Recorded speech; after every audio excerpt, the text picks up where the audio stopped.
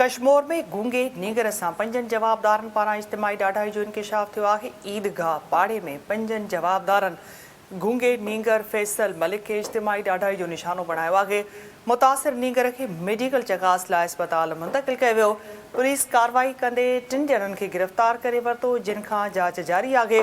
कश्मीर में गूंगे नींगर सां पंजनि जवाबदारनि पारां इज्तिमाही ॾाढाई जो इंकिशाफ थियो आहे। अहम ख़बर नाज़रीन अवां सां शेयर कयूं पिया। कश्मीर खां त कश्मीर में गूंगे नींगर सां पंजनि जवाबदारनि पारां इज्तिमाही ॾाढाई जो इंकिशाफ थियो आहे। ईदगाह पाड़े में पंजनि जवाबदारनि गूंगे नींगर फैसल मलिक खे इज्तिमाही ॾाढाई जो निशानो बणायो आहे। मुतासिर नींगर खे मेडिकल चकास लाइ अस्पताल मुंतक़िल कयो वियो। पुलिस कार्रवाई कंदे 3 ॼणनि खे गिरफ़्तार करे वरितो, जिन खां जांच जारी आहे। कश्मीर में गूंगे नींगर सां पंजनि जवाबदारनि पारां इज्तिमाही ॾाढाई जो इंकिशाफ थियो आहे।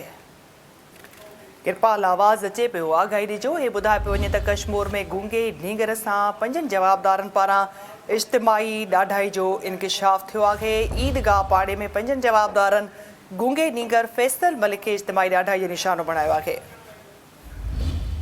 जी किरपाल जी कश्मीर जे ईदगाह जेको आहे पाड़े में जेको आहे हिकु 14 वर जो नींगर आहे फैसल मलिक, जंहिंसां जेको आहे बदफेड़ी जो जेको आहे इंकिशाफ थियो आहे। उनजे वालिद जेको आहे मोहम्मद अज़ीम मलिक जेको आहे पंहिंजे नींगर खे साण करे कश्मीर थाणे ते अहिड़ो इतलाह कयो आहे, जंहिं बाद कश्मीर पुलिस जेको आहे नींगर जे जेको आहे मेडिकल चेकअप लाइ उनखे लेटर ॾिनो वियो आहे। कश्मीर पुलिस जो चवणु आहे शक जी बुनियाद ते असां हिन महिल 3 ॼणनि खे गिरफ़्तार कयो आहे, पर जेको हिन महिल जेका हुनखे ज़ाहिर कोन था कयूं, छाकाणि त जेसिका नींगर सां जेका बदफेड़ी थी आहे उनजो जेका मेडिकल रिपोर्ट नथी अचे, उन महिल ताईं वधीक कुझु नथा चई सघूं।